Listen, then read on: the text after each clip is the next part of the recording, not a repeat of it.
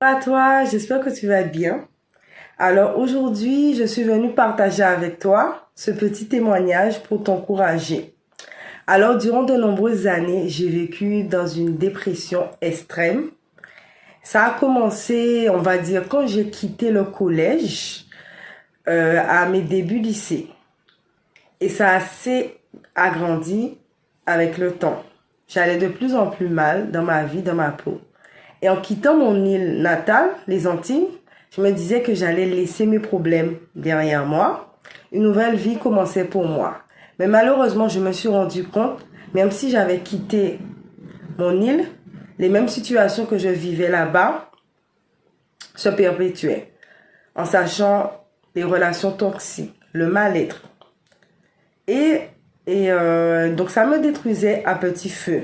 Ça me détruisait à petit feu. Et puis, au moment, je me disais, mais ma vie n'a pas de sens. Ma vie était finie, quoi. Rien n'allait pouvoir sortir de bon en moi. Je vivais dans cette dépression durant de nombreuses années, des envies suicidaires, un mal-être, un manque d'estime de moi. Et vous savez, quand vous êtes mal dans votre peau, vous n'avez pas confiance en vous, ça se dégage, ça se reflète. La parole nous dit, il est tel l'état de son âme. Donc, quand votre âme va mal, à l'intérieur de soi, vous n'êtes pas bien, ça se reflète.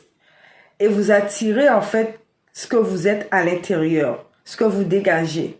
Malgré que je voulais pas attirer des personnes toxiques, un environnement toxique, mais le fait qu'à l'intérieur de moi, j'étais brisée, j'étais mal, j'attirais les mêmes types de personnes qui me faisaient du mal, qui abusaient de moi.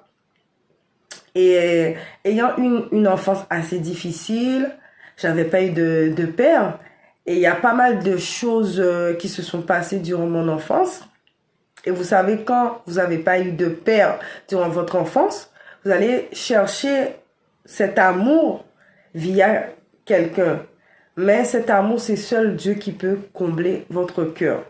Et je cherchais cet amour en ces personnes-là, mais malheureusement, ces personnes, elles voyaient ce mal-être, cette souffrance intérieure, et beaucoup en ont profité, en ont abusé de moi. Ils ont abusé de moi, voilà, dans tous les sens du terme. Et ça a encore diminué, dégradé mon estime de moi. Et je me détruisais à petit feu. J'avais pris énormément de poids. J'avais pris, voilà, plus d'une centaine de kilos. Voilà, je me détruisais à l'intérieur, quoi. Je me détruisais à l'intérieur.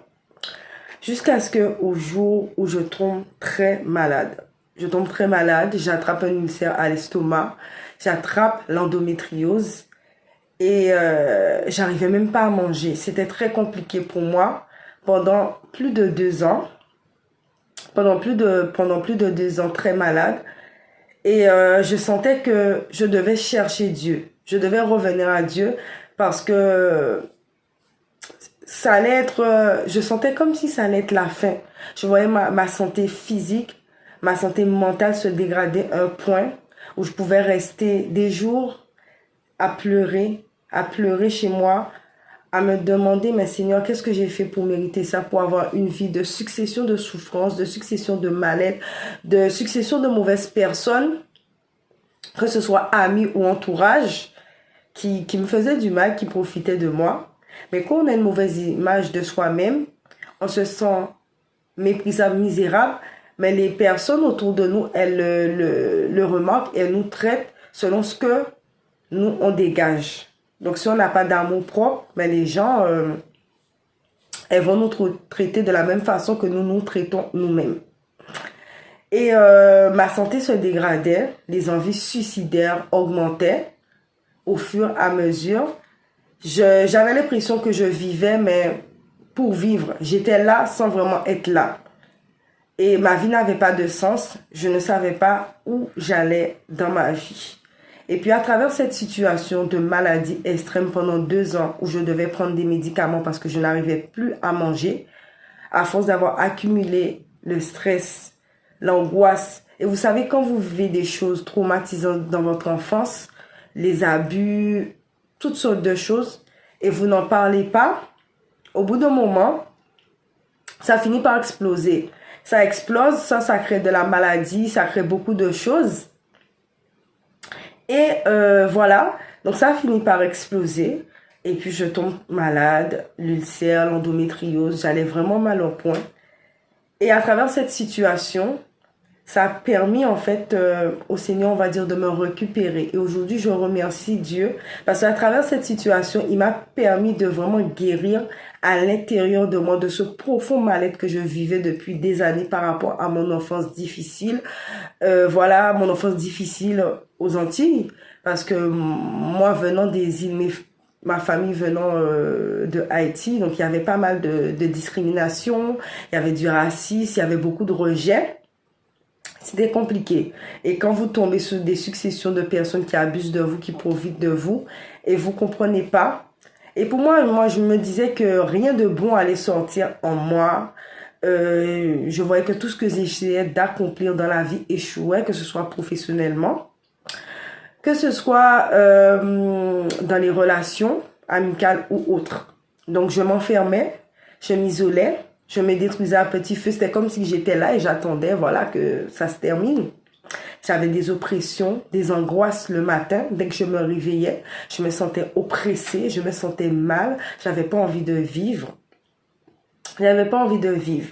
Et moi, j'avais pas aussi cet aspect lié à la spiritualité. Il y avait des choses aussi qui étaient spirituelles, qui venaient aussi de nos parents, de nos ancêtres, des choses qu'ils avaient fait, qui avaient un impact sur nous. Parce que moi, je me disais, certes, mes ancêtres ont fait des choses, ils ont baigné dans la spiritualité, dans la sorcellerie, mais moi, ça ne pouvait pas m'atteindre parce que voilà, je faisais pas ces choses. Mais malheureusement, tout ce que nos parents ont fait dans le passé, ça reste pour leur descendance. Parce que quand vous allez chez un médecin et on vous dit, oui, est-ce que dans votre famille, il y avait telle ou telle maladie ou autre? Mais c'est la même chose pour le côté spirituel. Et il y avait ce bagage aussi spirituel-là qui était sur ma famille, qui fait que ça s'était transmis. Voilà, ça s'était transmis, la vie de souffrance, de dépression, de débauche sexuelle, de mal-être, toutes sortes de choses. À un moment, je regardais ma vie, mais je disais, mais Seigneur, c'était pas cette vie-là que je voulais. Qu'est-ce qui se passe? Je comprends pas ma vie. Pourquoi j'ai une vie comme ça? Partenaire en partenaire, relation en relation, rien ne fonctionne. J'avais l'impression que je devenais folle, j'avais l'impression que j'allais perdre la tête. Et arrivé au jour d'aujourd'hui, à mes 33 ans, je vois que tout ce que le Seigneur a fait, il m'a redonné de l'espoir, il m'a redonné confiance en moi, il a essuyé mes larmes. C'est des choses que pour moi, quand on m'aurait dit ça il y a 15 ans, 20 ans, j'aurais jamais imaginé que ma vie, elle aurait été celle qu'elle est aujourd'hui, à me réveiller un matin sans plus pleurer, sans ne pas être mal en moi, sans ne pas avoir des pensées suicidaires, à repenser à toutes les choses traumatisantes, les abus en tout genre, tout ce que les gens m'avaient fait. Vous savez, j'étais tourmentée, c'était tous les jours, je revoyais cette scène, je revoyais ce film de ce que les gens m'avaient fait, de ce que j'avais vu, des choses que j'avais faites. Et aujourd'hui, je vois que le Seigneur m'a aidé, m'a donné cette paix, m'a donné, on va dire, cette paix, cette joie, en m'appuyant sur lui, en le faisant confiance que peu importe ce que j'avais vécu dans le passé, peu importe ce que j'avais fait, peu importe d'où mes parents venaient, ce qu'ils avaient fait, ça ne déterminait pas mon avenir. L'importance de savoir qui on est. Qu'est-ce que Dieu dit de nous? Qui nous sommes en Christ? C'est pas ce que le monde dit, ce que la société dit qui nous détermine, mais ce que Dieu dit en nous. Parce qu'il dit dans Ésaïe 49 que dès notre naissance, il nous avait mis un nom. Il nous avait choisi. Il savait qu'est-ce qu'on allait devenir, par quoi on allait passer. Il connaissait déjà notre avenir. Et des fois, en fait, la société, le monde va nous donner des étiquettes. Ah, toi, t'es comme ça. Toi, t'es la dépressive. Toi, voilà, tes parents sont immigrés. Toi, t'es comme ci. Toi, t'es comme ça. Les gens vont nous donner toutes sortes d'étiquettes. Et on va s'identifier à ça. On va s'identifier à ça. Et puis, ça va créer des forteresses en nous jusqu'à temps qu'au jour que le Seigneur vienne transformer nos pensées, vienne renouveler nos pensées et vienne détruire toutes les mauvaises fondations de rejet, de souffrance qu'on a pu vivre durant notre enfance. Mais ça n'a pas été facile. Ça a été un long processus. Ça a commencé depuis 2021 jusqu'à 2025. Où le Seigneur a commencé à déconstruire tout ce qui a été conçu depuis l'enfance, à enlever le rejet, enlever le mépris, enlever la mauvaise estime, la mauvaise image de soi que j'avais, hérité de mes parents ou que j'avais hérité par rapport à ce que les gens disaient de moi, pensaient de moi. Et ça a vraiment été un nettoyage de l'intérieur, du renouvellement de la pensée, d'enlever toutes les mauvaises choses, tous les mauvais liens générationnels que j'ai pu hériter, tous les liens d'âme aussi des personnes avec qui j'ai pu fréquenter, qui ont déposé des mauvaises choses. Parce qu'il faut savoir que quand vous fréquentez des personnes, des hommes ou même en amitié, mais la personne, en fait, elle dépose des choses en vous. Vous venez déjà avec votre bagage spirituel de vos familles, des choses qu'ils ont fait dans le passé, et vous récupérez ça. Et je marchais tous les jours avec un poids, je me sentais lourd, je me sentais oppressée, je faisais des cauchemars, je me faisais attaquer la nuit, je me faisais étouffer, je pouvais pas rester un jour sans que je dorme, que j'ai une attaque, que j'ai quelque chose en fait qui vient de m'attaquer dans la nuit, des esprits, des choses mais inimaginables, que si on explique ça à une personne, la personne elle va vous prendre pour une folle et elle va pas vous croire. Et je pouvais pas fermer l'œil de la nuit sans que quelque chose m'étouffe, quelque chose m'appuie, sans que il y a un esprit qui vienne coucher avec moi. C'était terrible. Au moment, j'avais juste envie, je dis, Seigneur, si tu fais pas quelque chose, je peux pas vivre comme ça. C'était horrible. C'était horrible jusqu'à temps que le Seigneur mette le doigt de la source de ces problèmes, d'où ça vient, afin que je puisse régler ça avec lui dans le jeûne, dans la prière, à m'abandonner à lui faire confiance que c'est seul lui qui peut m'aider, qui peut me délivrer de toutes ces choses qui m'emprisonnent, me délivrer en fait de moi-même, de ces choses qui étaient plus fortes que moi, qui me détruisaient, des portes que peut-être que ma famille avait ouvertes dans le passé par le péché sexuel et qui fait qu'aujourd'hui c'est un impact, parce que des fois, en fait, vous vivez des choses, vous pensez que ça vient de vous, c'est de vous-même, mais non, c'est des choses que vos parents ont fait, qu'après, c'est des malédictions, et vous vous réveillez, vous vous mettez à faire des choses, avoir une vie de débauche, de péché, toutes sortes de choses, la masturbation, toutes les choses qui ne sont pas à la gloire de Dieu, et pourtant, c'est des portes que vos proches, vos familles ont ouvertes, et que ça vient sur vous. Parce qu'on voit bien aussi avec l'histoire de David, quand il avait commis le meurtre, il avait commis l'adultère, et après, sur sa famille, vous avez vu tout ce qui arrivait à ses enfants ont été tués, son fils a été avec la femme de son père, son fils a couché avec sa sœur. Donc vous voyez, c'est des choses qu'on hérite et qu'on n'a pas connaissance de ça, on n'a pas conscience de tout ce bagage-là. Mais on part dans la vie avec des poids, des souffrances qu'on n'a pas demandé, et c'est seul le Seigneur qui peut vous révéler, vous donner des révélations divines pour vous dire, mais Seigneur, qu'est-ce qui ne va pas dans ma vie? Pourquoi je vis certaines choses? Pourquoi je suis comme ça? Qu'est-ce qui ne va pas? Et le Seigneur vraiment m'a exposé toutes ces choses, tout ce mal-être, et je voyais qu'au fur et à mesure, quand je m'abandonnais à Dieu, je disais, Seigneur, mais aide-moi de moi-même, je peux pas, que certaines choses sortaient en moi, ma mentalité changeait, mon comportement changeait, voilà, je pensais plus négativement, je disais des choses positives, je proclamais tous les jours la parole de Dieu, voilà, je vais réussir, je suis en bonne santé, voilà, je vais prospérer, et au fur et à mesure, je voyais que les ténèbres qui étaient autour de moi, qui cherchaient à m'étouffer, à éteindre ma lumière, ça disparaissait, mais ça s'est pas fait du jour au lendemain. Ça a été vraiment petit à petit, pas à pas. Le Seigneur a dû enlever des forteresses, enlever le rejet, enlever la souffrance. Et je voyais que le matin, j'arrivais à me lever, à me sentir bien,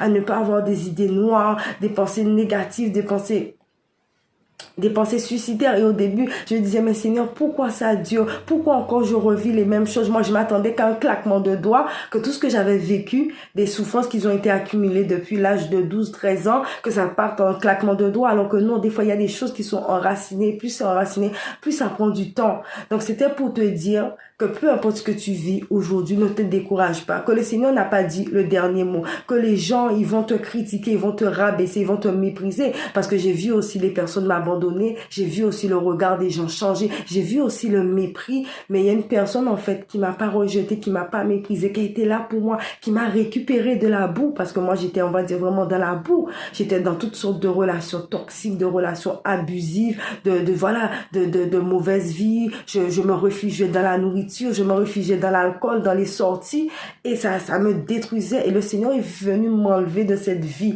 de souffrance, de cette vie de débauche. Et voilà, parce que si le Seigneur m'avait pas rattrapé, je pense qu'aujourd'hui, je serais même pas là aujourd'hui.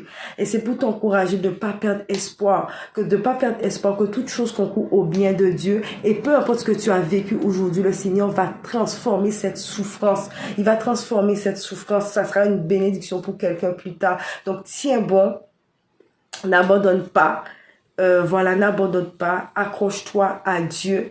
Et voilà, il peut tout faire là où les hommes sont limités, parce qu'il y a des choses que les êtres humains vont être dépassés. Ils vont pas pouvoir vous aider, et des fois, faut même pas les en vouloir. Faut les laisser passer. Faut les laisser partir. Et le Seigneur, au moment, il mettra les bonnes personnes sur votre route pour vous aider. Et au moment opportun, le Seigneur a mis les bonnes personnes autour de moi pour pouvoir m'aider, pour pouvoir me montrer, m'enseigner qu'est-ce qui n'allait pas en moi, la source de mon problème, les comportements autodestructeurs que j'avais, les attitudes négatives, la mauvaise image de moi-même, la mauvaise mentalité. Mais au début, voilà, moi qui pensais que ma vie était finie, mes prières que je faisais quand j'étais jeune, mes petites prières, je disais, Seigneur, tu m'entends pas? Parce que quand j'étais jeune, ma famille n'était pas forcément chrétienne. On allait à l'église catholique, mais on connaissait pas Dieu. On savait pas qui était Jésus. On n'avait pas vraiment une relation de Dieu. Et pour moi, je priais comme ça religieusement. Je pensais que le Seigneur n'entendait pas mes prières d'enfant. Et aujourd'hui, quand je vois que toutes ces prières, le Seigneur l'avait entendu pour un jour comme celui-ci qui allait se réaliser et qu'il allait mettre les bonnes personnes, les bonnes situations pour pouvoir m'aider, et je rends gloire à Dieu. Donc ne te décourage pas, toi qui vis dans la dépression, qui vis des moments difficiles, qui viens d'une famille compliquée, sache que Jésus t'aime, et peu importe ce que tu as vécu, le Seigneur peut changer ta vie, peut te restaurer de l'intérieur comme de l'extérieur. Voilà, aujourd'hui, je me sens bien dans ma peau. Je dirais pas que tout est parfait, mais je ne suis pas là où est-ce que je suis hier. Je vois les changements que le Seigneur a fait intérieurement et extérieurement. Le poids que j'ai perdu, je faisais 109 kilos, et aujourd'hui le Seigneur m'a transformé. Voilà, je suis à 79 kilos. Le Seigneur a fait beaucoup de choses pour moi, dans ma tête, dans ma façon de penser. Il a mis les bonnes personnes autour de moi qui m'ont manifesté de l'amour, alors que j'étais une femme brisée, j'étais cassée en morceaux. Ne te décourage pas, Jésus t'aime et il a un plan merveilleux pour toi.